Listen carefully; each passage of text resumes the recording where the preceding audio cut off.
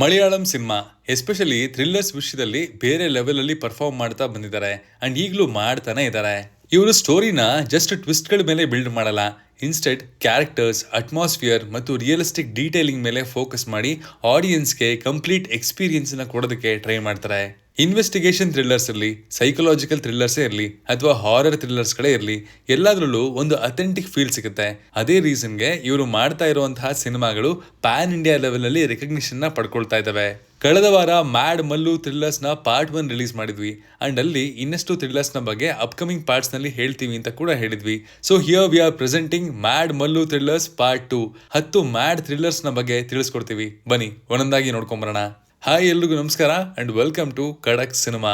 ಹೂಮನ್ ಇದು ಜೀತು ಜೋಸೆಫ್ ಅವರು ಡೈರೆಕ್ಟ್ ಮಾಡಿ ಆಸಿಫ್ ಅಲಿ ಲೀಡ್ ರೋಲ್ ಅಲ್ಲಿ ಕಾಣಿಸ್ಕೊಂಡಿರುವಂತಹ ಸಿನಿಮಾ. ಸ್ಟೋರಿ ರಿವಾಲ್ವ್ ಆಗೋದು ಗಿರಿ ಎಂಬ ಸಿವಿಲ್ ಪೊಲೀಸ್ ಆಫೀಸರ್ ನ ಸುತ್ತ. ಅವನು ಹಾರ್ಡ್ ವರ್ಕಿಂಗು, ಆದ್ರೆ ರಿಕಗ್ನಿಷನ್ ಸಿಗ್ತಾ ಇಲ್ಲ. ಆ ಫ್ರಸ್ಟ್ರೇಷನ್ ನಿಧಾನಕ್ಕೆ ಅಬ್ಸೆಷನ್ ಆಗಿ ಬದಲಾಗುತ್ತೆ. ಒಂದು ಕೇಸ್ ಸ್ಟಾರ್ಟ್ ಆಗುತ್ತೆ, ಆದ್ರೆ ಇದು ನಾರ್ಮಲ್ ಕ್ರೈಮ್ ಸಾಲ್ವಿಂಗ್ ಕೇಸ್ ಅಲ್ಲ. ಇದು ಅವನ ಅಹಂಕಾರ ಮತ್ತು ಇನ್ಸೆಕ್ಯೂರಿಟಿಗಳಿಗೆ ಡೈರೆಕ್ಟ್ ಟಾರ್ಗೆಟ್ ತರ. ಸೊ ಈ ಕೇಸ್ನ ಇವನು ಸಾಲ್ವ್ ಮಾಡೋದನ್ನ ಯಾವ ಹಂತಕ್ಕೆ ಹೋದ ಅನ್ನೋದನ್ನೆಲ್ಲ ನೀವು ಸಿನಿಮಾ ನೋಡೇ ತಿಳ್ಕೊಬೇಕು. ಇಲ್ಲಿನ highlight character transformation. First half ಅಲ್ಲಿ ನಿಮ್ಗೆ ಸಿಂಪತಿ ಬರುವ ಕ್ಯಾರೆಕ್ಟರ್ ಕಾಣಿಸುತ್ತೆ, ಬಟ್ ಸೆಕೆಂಡ್ ಹಾಫ್ ಅಲ್ಲಿ ಅದೇ ಪರ್ಸನ್ ಅನ್ಪ್ರೆಡಿಕ್ಟಬಲ್ ಆಗ್ತಾ ಹೋಗ್ತಾನೆ. ಆಸಿಫ್ ಅಲಿ ಅವರ ಪರ್ಫಾರ್ಮೆನ್ಸ್ ಸ್ಟ್ಯಾಂಡ್ ಔಟ್ ಆಗುತ್ತೆ. ಸೆಟಲ್ ಆಗಿ ಸ್ಟಾರ್ಟ್ ಮಾಡಿ ಗ್ರಾಜುಯಲಿ ಇಂಟೆನ್ಸಿಟಿ ಇನ್ಕ್ರೀಸ್ ಮಾಡ್ತಾರೆ. ಓವರ್ ಡ್ರಾಮಾ ಇಲ್ಲ, ಆದ್ರೆ ಇಂಪ್ಯಾಕ್ಟ್ ತುಂಬಾ ಸ್ಟ್ರಾಂಗ್ ಆಗಿದೆ. ಖಡಕ್ ಸಿನಿಮಾದ ಪ್ರಕಾರ ಇದೊಂದು ಸಾಲಿಡ್ ವಾಚ್. ಪ್ರೈಮ್ ವಿಡಿಯೋನಲ್ಲಿ ನಮ್ಮ ಭಾಷೆಯಲ್ಲೇ ಅವೈಲಬಲ್ ಇದೆ. ಇಕೋ ಕೆಲವು ಸಿನಿಮಾಗಳೇ ಹಾಗೆ ಚೇರ್ ಮಾಡಿಕೊಂಡು ಕೂಗಾಡೋ ದೃಶ್ಯಗಳು ಇರೋದಿಲ್ಲ, ಹೀರೋ ಒಬ್ಬ ಸ್ಟಾರ್ ಆಗಿರಲ್ಲ. ಅವೆಲ್ಲದಕ್ಕೂ ಮೇಲೆ ಸಿನಿಮಾ ಸ್ಲೋ ಆಗಿರ್ತವೆ, ಪೇಷನ್ಸ್ ಅನ್ನ ಡಿಮ್ಯಾಂಡ್ ಮಾಡ್ತವೆ. ಅಂತಹ ಸಾಲಿಗೆ ಎಕೋ ಕೂಡ ಸೇರುತ್ತೆ ಅಂದ್ರೆ ತಪ್ಪಾಗಲ್ಲ.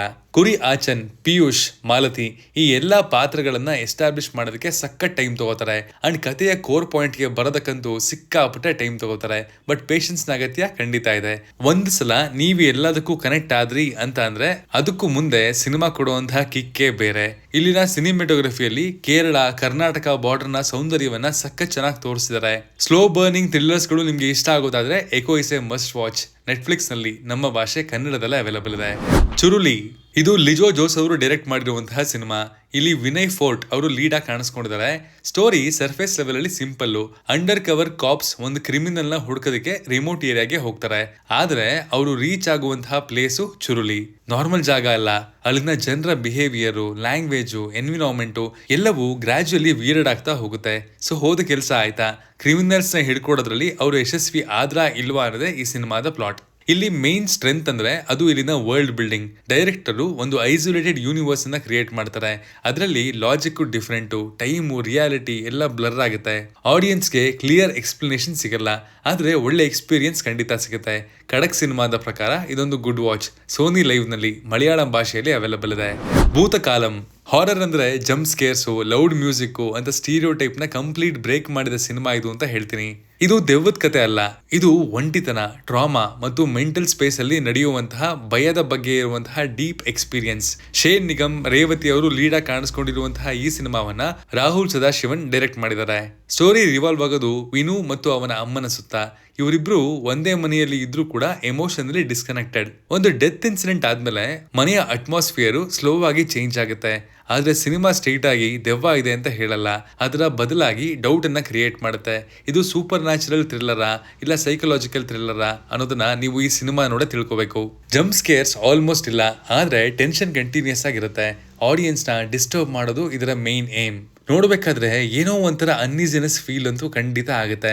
ಇನ್ನೊಂದು ಹೈಲೈಟ್ ಅಂದ್ರೆ ಇಲ್ಲಿನ ಸೌಂಡ್ ಡಿಸೈನು, ಬಾಗಿಲಿನ ಶಬ್ದ, ಫುಡ್ ಸ್ಟೆಪ್ಸು, ಹೆಡ್ಫೋನ್ಸ್ ಹಾಕೊಂಡು ನೋಡಿದ್ರೆ ಎಫೆಕ್ಟು ಡಬ್ಬಲ್ ಆಗ್ಬಿಡುತ್ತೆ. ಖಡಕ್ ಸಿನಿಮಾದ ಪ್ರಕಾರ ಇದೊಂದು ಗುಡ್ ವಾಚ್. ಸೋನಿ ಲೈವ್ ನಲ್ಲಿ ನಮ್ಮ ಭಾಷೆಯಲ್ಲೇ ಅವೈಲಬಲ್ ಇದೆ. ಕಾಲ ಮಲಯಾಳಂ ಸಿನಿಮಾ ಅಲ್ಲಿ ರಾ ಇಂಟೆನ್ಸಿಟಿನ ಪೀಕ್ಗೆ ತೋರಿಸಿರುವಂತಹ ಸಿನಿಮಾ ಅಂದ್ರೆ ಕಾಲ. ಇದು ನಾರ್ಮಲ್ ರಿವೆಂಜ್ ಸ್ಟೋರಿ ಅಲ್ಲ, ಇದು ಈಗೋ, ಸರ್ವೈವಲ್ ಮತ್ತು ಮನುಷ್ಯನ ಡಾರ್ಕೆಸ್ಟ್ ಇನ್ಸ್ಟಿಂಕ್ಟ್ಸ್ ಬಗ್ಗೆ ಇರುವಂತಹ brutal face of. Rohit VS ಅವರು ಡೈರೆಕ್ಟ್ ಮಾಡಿರುವಂತಹ ಈ ಸಿನಿಮಾದಲ್ಲಿ ಟೊವಿನೋ ಥಾಮಸ್ ಲೀಡ್ ರೋಲ್ ಅಲ್ಲಿ ಕಾಣಿಸ್ಕೊಂಡಿದ್ದಾರೆ. ಇಲ್ಲಿನ ಕತೆ ಸುತ್ತೋದು ಶಾಜಿ ಎಂಬ ಪಾತ್ರದ ಸುತ್ತ. ಇವನು ಸಾಲದಲ್ಲಿ ಮುಳುಗಿದಾನೆ ಅಂಡ್ ಇವನ ಅಪ್ಪ ಇವನನ್ನ ಒಂದು ಫೇಲ್ಯೂರ್ ರೀತಿ ನೋಡ್ತಾ ಇದ್ದಾರೆ. ಸಾಲದು ಅಂತ ಇವನಿರುವಂತಹ ಫಾರ್ಮ್ ಹೌಸ್ಗೆ ಒಬ್ಬ ತಮಿಳ್ ಲೇಬರ್ ಬರ್ತಾನೆ. ತನ್ನ ನಾಯಿಯನ್ನ ಸಾಯಿಸಿದ್ದಕ್ಕೆ ಶಾಜಿಗೆ ಸುಮ್ಮನೆ ಬಿಡಲ್ಲ ಅಂತ ಹೆದರಿಸ್ತಾನೆ. ಅಲ್ಲಿಂದ ಮುಂದೆ ನಡೆಯುವಂತಹ ರಂಪ ಎಕ್ಸ್ಟ್ರೀಮ್ಲಿ ಬ್ಯೂಟಿಫುಲ್ ಅಂಡ್ ಇಡೀ ರಂಪವನ್ನ ನೀವು ಸಿನಿಮಾದಲ್ಲಿ ನೋಡಬಹುದಾಗಿದೆ. First half calm almost laid back feel ಕೊಡುತ್ತೆ, ಆದರೆ ಸೆಕೆಂಡ್ ಹಾಫ್ ಅಲ್ಲಿ ಸಿನಿಮಾ ಕಂಪ್ಲೀಟ್ ಬೀಸ್ಟ್ ಆಗಿ ಬದಲಾಗುತ್ತೆ. ಎಸ್ಪೆಷಲಿ ಆ long fight sequence realistic messy Hollywood level ಕಂಪ್ಯಾರಿಸನ್ಗೆ ಹೋಗ್ಬೋದು. ಖಡಕ್ ಸಿನಿಮಾದ ಪ್ರಕಾರ ಸ್ಲೈಟ್ಲಿ ಬ್ರೂಟಲ್ ಸಿನಿಮಾಗಳನ್ನ ನೋಡೋದಕ್ಕೆ ಇಷ್ಟಪಡೋರಿಗೆ ಇದೊಂದು ಗ್ರೇಟ್ ವಾಚ್. ಪ್ರೈಮ್ ವಿಡಿಯೋನಲ್ಲಿ ಮಲಯಾಳಂ ಭಾಷೆಯಲ್ಲಿ ಅವೈಲಬಲ್ ಇದೆ. ಆರ್ಕಾರ್ಯಂ ಮಲಯಾಳಂ ಸಿನಿಮಾ ಅಲ್ಲಿ ರಿಯಲಿಸಂ ಪ್ಲಸ್ ಸೈಲೆನ್ಸ್ ನ ಎಷ್ಟು ಪವರ್ಫುಲ್ ಆಗಿ ಯೂಸ್ ಮಾಡಬಹುದು ಅಂತ ತೋರಿಸಿರುವಂತಹ ಸಟಲ್ ಮಾಸ್ಟರ್ ಪೀಸ್ ಇದು. ಸಾನು ವರ್ಗೀಸ್ ಅವರು ಡೈರೆಕ್ಟ್ ಮಾಡಿರುವಂತಹ ಈ ಸಿನಿಮಾದಲ್ಲಿ ಬಿಜು ಮೆನನ್, ಪಾರ್ವತಿ ಲೀಡ್ ರೋಲ್ಗಳಲ್ಲಿ ಕಾಣಿಸ್ಕೊಂಡಿದ್ದಾರೆ. 2019 ನ ಕೋವಿಡ್ ಲಾಕ್ಡೌನ್ ನ ಆರಂಭದಲ್ಲಿ ಶಿರ್ಲೆ ಮತ್ತು ಅವಳ ಹಸ್ಬೆಂಡ್ ರಾಯ್ ಮುಂಬೈಯಿಂದ ಕೇರಳದಲ್ಲಿ ಇರುವಂತಹ ಅವಳ ಆನ್ಸೆಸ್ಟರಲ್ ಮನೆಗೆ ಹೋಗ್ತಾರೆ. ಅಲ್ಲಿ ಅವಳ ಅಪ್ಪನ ಜೊತೆ ಇರೋದಕ್ಕೆ. ಬಟ್ ಅವರು ಅನ್ಕೊಂಡಾಗೆ ಏನು ನಡೆಯಲ್ಲ. ಅವರಪ್ಪ ಹೇಳೋ ಒಂದಷ್ಟು ರಹಸ್ಯದಿಂದ ಟೆನ್ಷನ್ಗಳು ಸ್ಟಾರ್ಟ್ ಆಗುತ್ತೆ. ಏನ ರಹಸ್ಯ, ಅಷ್ಟೊಂದು ಭಯಾನಕವಾಗಿದೆಯಾ ಅನ್ನೋದನ್ನೆಲ್ಲ ನೀವು ಸಿನಿಮಾ ನೋಡೇ ತಿಳ್ಕೊಬೇಕು. ಇಲ್ಲಿ ಹೈಲೈಟ್ ಏನಂದ್ರೆ ಸಿನಿಮಾ ನಿಮಗೆ ಡೈರೆಕ್ಟ್ ಆಗಿ ಆನ್ಸರ್ಸ್ ಅನ್ನ ಕೊಡಲ್ಲ. ಇನ್ಸ್ಟೆಟ್ ನಿಮಗೆ ಅಬ್ಸರ್ವ್ ಮಾಡೋದಕ್ಕೆ, ಇಂಟರ್ಪ್ರಿಟ್ ಮಾಡೋದಕ್ಕೆ ಸ್ಪೇಸ್ ಕೊಡುತ್ತೆ. ಡೈಲಾಗ್ ಗಿಂತ ಸೈಲೆನ್ಸ್ ಜಾಸ್ತಿ ಕೆಲಸ ಮಾಡುತ್ತೆ. ಒಂದು ಇನ್ಸಿಡೆಂಟ್ ನಡೆಯುತ್ತೆ, ಆದ್ರೆ ಅದನ್ನ ಎಕ್ಸ್ಪ್ಲೈನ್ ಮಾಡೋದ್ರಲ್ಲಿ ಡೈರೆಕ್ಟರ್ ಹರಿ ಮಾಡಿಲ್ಲ. ಆಡಿಯನ್ಸ್ ಮೇಲೆ ಟ್ರಸ್ಟ್ ಇಟ್ಟು ನೀವೇ ಅರ್ಥ ಮಾಡ್ಕೊಳ್ಳಿ ಅನ್ನುವಂತಹ ಅಪ್ರೋಚ್ ಇದೆ. ಸ್ಟೋರಿ ನೋಡಿದ್ರೆ ಇದು ವಾಟ್ ಹ್ಯಾಪನ್ಡ್ ಅಂತ ಥ್ರಿಲ್ಲರ್ ಅಲ್ಲ, ವೈ ಡಿಡ್ ಇಟ್ ಹ್ಯಾಪನ್ ಅಂತ ಸೈಕಲಾಜಿಕಲ್ ಎಕ್ಸ್ಪ್ಲೋರೇಷನ್. ಖಡಕ್ ಸಿನಿಮಾದ ಪ್ರಕಾರ ಇದು ಎಕ್ಸ್ಟ್ರೀಮ್ಲಿ ಎಂಗೇಜಿಂಗ್ ವಾಚ್. ಪ್ರೈಮ್ ವಿಡಿಯೋನಲ್ಲಿ ಮಲಯಾಳಂ ಭಾಷೆಯಲ್ಲಿ ಅವೈಲಬಲ್ ಇದೆ. ಸೂಕ್ಷ್ಮದರ್ಶಿನಿ ರೈಟಿಂಗ್ ಪ್ಲಸ್ ಎಕ್ಸಿಕ್ಯೂಷನ್ ಕಾಂಬೋ ಹೇಗಿರಬೇಕು ಅನ್ನೋದಕ್ಕೆ ಈ ಸಿನಿಮಾ ಒಂದು ಪರ್ಫೆಕ್ಟ್ ಎಕ್ಸಾಂಪಲ್ ಅಂತ ಹೇಳ್ತೀನಿ. MC ಜಿತಿನ್ ಅವರು ಡೈರೆಕ್ಟ್ ಮಾಡಿರುವಂತಹ ಈ ಸಿನಿಮಾದಲ್ಲಿ ಬಸಿತ್ ಜೋಸೆಫ್, ನಾಜ್ರಿಯಾ ಲೀಡ್ ರೋಲ್ಗಳಲ್ಲಿ ಕಾಣಿಸ್ಕೊಂಡಿದ್ದಾರೆ. ಇಲ್ಲಿನ ಕತೆ ಸೆಟ್ ಆಗಿರೋದು ಒಂದು ಮಿಡಲ್ ಕ್ಲಾಸ್ ಕಾಲೋನಿಯ ಒಳಗೆ. ನಜರಿಯಾಗೆ ತನ್ನ ಹೊಸ ನೈಬರ್ ಆಗಿರುವಂತಹ ಮ್ಯಾನ್ಯುಯಲ್ ಮೇಲೆ ಏನೋ ಒಂಥರ ಅನುಮಾನ. ಅವನ ಬಿಹೇವಿಯರ್ ನೋಡಿ ಇವನು ನಾರ್ಮಲ್ ಅಂತೂ ಅಲ್ಲ ಅನ್ನೋಂತಹ ಶಂಕೆ ಅವಳಿಗಿದೆ.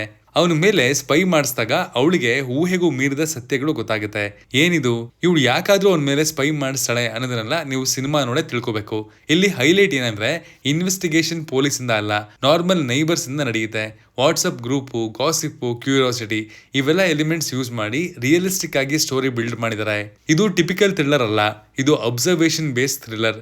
ಸಣ್ಣ ಸಣ್ಣ ಡೀಟೇಲ್ಸ್ಗೆ ಇಂಪಾರ್ಟೆನ್ಸ್ ಕೊಡೋದು, ಆಡಿಯನ್ಸ್ನ ಕೂಡ ಅಬ್ಸರ್ವ್ ಮಾಡು ಅಂತ ಇನ್ವಾಲ್ವ್ ಮಾಡಿಸೋದು ಬಿಗ್ಗೆಸ್ಟ್ ಸ್ಟ್ರೆಂತ್. ಖಡಕ್ ಸಿನಿಮಾದ ಪ್ರಕಾರ ಇದೊಂದು ಸಾಲಿಡ್ ವಾಚ್. ನೆಟ್ಫ್ಲಿಕ್ಸ್ ನಲ್ಲಿ ನಮ್ಮ ಭಾಷೆಯಲ್ಲೇ ಅವೈಲಬಲ್ ಇದೆ. DS ಇರೆ ಮಲಯಾಳಂ ಸಿನಿಮಾದ ಹಾವಳಿ ಈ ಲಿಸ್ಟ್ ಮೇಲೆ ಸ್ವಲ್ಪ ಜಾಸ್ತಿನೇ ಇದೆ. ಬಟ್ ಅವರು ಸಿನಿಮಾ ಇಂಡಸ್ಟ್ರಿಯಲ್ಲಿ ಹಾಕ್ತಿರುವಂತಹ ಲೀಪ್ಸ್ ನ ಇಗ್ನೋರ್ ಮಾಡೋದು ಕೂಡ ಸರಿ ಅಲ್ವಲ್ಲ. DS ಇರೆ ಸಿನಿಮಾಗೆ ಬರೋದಾದ್ರೆ ಹಾರರ್ ಸಿನಿಮಾಗಳು ಹೇಗಿರ್ಬೇಕು ಅನ್ನುವಂತಹ ಪರ್ಸ್ಪೆಕ್ಟಿವ್ ಅನ್ನ ಈ ಸಿನಿಮಾ ಬದಲಾಯಿಸ್ಬಿಟ್ಟಿದೆ. ಸಿನಿಮಾದಲ್ಲಿ ಭಯ ಅನ್ನೋದು ಈ ದೆವ್ವ ಭೂತ ಅನ್ನೋದ್ರಿಂದ ಬರಲ್ಲ, ಅಲ್ಲಿನ ಸೆಟಪ್, ಅಲ್ಲಿನ ಸೌಂಡು ಅಂಡ್ ಆ ಪಾತ್ರದ ಬ್ಯಾಕ್ ಡ್ರಾಪ್ ಇಂದ ಬರುತ್ತೆ.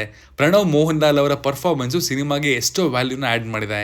ಇವರು ಹೇಳಬೇಕು ಅನ್ಕೊಂಡಿದ್ದ ಕತೆ ಏನು ತೀರಾ ಮಾಸ್ಟರ್ ಪೀಸ್ ಅಲ್ಲ, ಬಟ್ ಇರುವಂತಹ ಸಣ್ಣ ಕಥೆಯನ್ನ ಪ್ರೆಸೆಂಟ್ ಮಾಡಿರುವಂತಹ ರೀತಿ ಬ್ರಿಲಿಯಂಟ್. ನಮ್ಮ ಭಾಷೆಯಲ್ಲೇ ಜಿಯೋ ಹಾಟ್ಸ್ಟಾರ್ ಅಲ್ಲಿ ಸಿಗುತ್ತೆ, ಆದ್ರೆ ಸೌಂಡ್ ಸಿಸ್ಟಮ್ ಅಥವಾ ಹೆಡ್ಫೋನ್ಸ್ ಹಾಕೊಂಡು ನೋಡಿ ಒಳ್ಳೆ ಮಜಾ ಇರುತ್ತೆ. ಇದು ರೀಸೆಂಟ್ ಟೈಮ್ಸ್ ಅಲ್ಲಿ ನೋಡಿದಂತಹ one of the best horror thriller ಅಂತ ಹೇಳ್ತೀನಿ. ಅನ್ವೇಷಿಪ್ ಇನ್ ಕಂಡೆಂತುಮ್ ಇದು ಡಾರ್ವಿನ್ ಕುರಿಯೋಕೋಸ್ ಅವರು ಡೈರೆಕ್ಟ್ ಮಾಡಿರುವಂತಹ ಸಿನಿಮಾ. ಇಲ್ಲಿ ಟೊವಿನೋ ಥಾಮಸ್ ಲೀಡ್ ಅಲ್ಲಿ ಕಾಣಿಸ್ಕೊಂಡಿದ್ದಾರೆ. ಆನಂದ್ ನಾರಾಯಣನ್ ಎಂಬ ಪಾತ್ರದ ಸುತ್ತ ಈ ಕಥೆಯನ್ನ ಪೋಣಿಸಲಾಗಿದೆ. SI ಆಗಿರುವಂತಹ ಇವನ ಮುಂದೆ 2 ಕೇಸ್ ಇದೆ. ಒಂದು ಪಾಸ್ಟ್ ಅಲ್ಲಿ ನಡೆದಿದೆ ಅಂಡ್ ಇನ್ನೊಂದು ಕರೆಂಟ್ಲಿ ನಡೀತಾ ಇದೆ. ಈ 2 ಕೇಸಸ್ ತುಂಬಾನೇ ಯುನೀಕ್ ಅಂಡ್ ಟ್ವಿಸ್ಟ್ಗಳು ನಿಮ್ಮನ್ನ ಸರ್ಪ್ರೈಸ್ ಕೂಡ ಮಾಡುತ್ತೆ.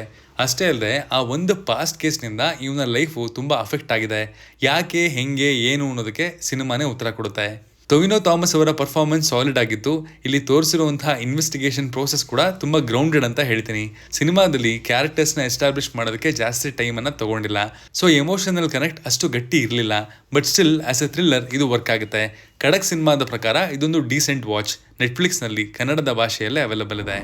ತಾಲವನ್ ಇದು ಜಿಸ್ ಜಾಯ್ ಅವರು ಡೈರೆಕ್ಟ್ ಮಾಡಿ ಬಿಜು ಮೆನನ್, ಆಸಿಫ್ ಅಲಿ, ದಿನೇಶ್ ಪೋತನ್ ಲೀಡ್ ಆಗಿ ಕಾಣಿಸ್ಕೊಂಡಿರುವಂತಹ ಸಿನಿಮಾ. ಇಲ್ಲಿ ಮುಖ್ಯ ಪಾತ್ರಧಾರಿಗಳ ಹೆಸರು ಸರ್ಕಲ್ ಇನ್ಸ್ಪೆಕ್ಟರ್ ಜಯಶಂಕರ್ ಹಾಗೂ ಸಬ್ ಇನ್ಸ್ಪೆಕ್ಟರ್ ಕಾರ್ತಿಕ್. ಅಚಾನಕ್ ಆಗಿ ಜಯಶಂಕರ್ ಮನೆಯ ಟೆರೆಸ್ ನ ಮೇಲೆ ಒಂದು ಬಾಡಿ ಸಿಗುತ್ತೆ ಅಂಡ್ ಪೊಲೀಸ್ ಜಯಶಂಕರ್ ನನ್ನೇ ಪ್ರಮುಖ ಸಸ್ಪೆಕ್ಟ್ ಅಂತ ಕನ್ಸಿಡರ್ ಮಾಡ್ತಾರೆ.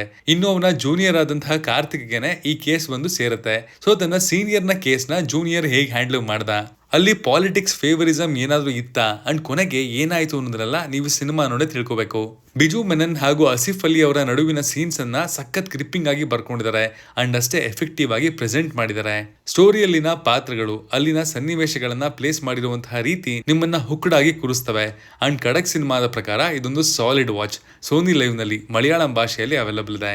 ಇದಾಗಿತ್ತು ಮ್ಯಾಡ್ ಮಲ್ಲು ಥ್ರಿಲ್ಲರ್ಸ್ ನ ಪಾರ್ಟ್ 2. ಈ ಕಂಟೆಂಟ್ ಅನ್ನ ತಯಾರಿಸೋದಕ್ಕೆ ಸಾಕಷ್ಟು ರಿಸರ್ಚ್, ಅದರೊಟ್ಟಿಗೆ ಸಿನಿಮಾಗಳನ್ನ ನೋಡಿ ಅರ್ಥ ಮಾಡ್ಕೊಳ್ಳೋದಕ್ಕೆ ಸಾಕಷ್ಟು ಸಮಯ ಕೂಡ ಬೇಕಿರುತ್ತೆ. ಒಳ್ಳೊಳ್ಳೆ ಕಂಟೆಂಟ್ ರೆಕಮೆಂಡೇಶನ್ಸ್ ಗಳನ್ನ ನಾವು ಕೊಡ್ತಾ ಬಂದಿದೀವಿ ಅಂಡ್ ಕಂಟಿನ್ಯೂ ಕೂಡ ಮಾಡ್ತಾ ಇದೀವಿ. ಸೊ ನಿಮ್ಗೆ ಈ ಎಫರ್ಟ್ ಇಷ್ಟ ಆದ್ರೆ ಮಾತ್ರ ನಮ್ಮ ಚಾನಲ್ ಅನ್ನ ಸಬ್ಸ್ಕ್ರೈಬ್ ಮಾಡ್ಕೊಳ್ಳಿ. ಈ ಲಿಸ್ಟ್ ಅಲ್ಲಿ ನೀವು ಯಾವ್ದನ್ನ ನೋಡಿದಿರಾ, ಯಾವ್ದನ್ನ ನೋಡ್ಬೇಕು ಅಂತ ಅನ್ಕೊಂಡಿದ್ದೀರಾ ಕಮೆಂಟ್ ಮಾಡಿ ತಿಳಿಸಿ. ಮ್ಯಾಡ್ ಮಲ್ಲು ಥ್ರಿಲ್ಲರ್ಸ್ ಪಾರ್ಟ್ 3 ಜೊತೆಗೆ ನಾನು ನಿಮಗೆ ಮತ್ತೆ ಸಿಗ್ತೀನಿ. Signing off, Manu.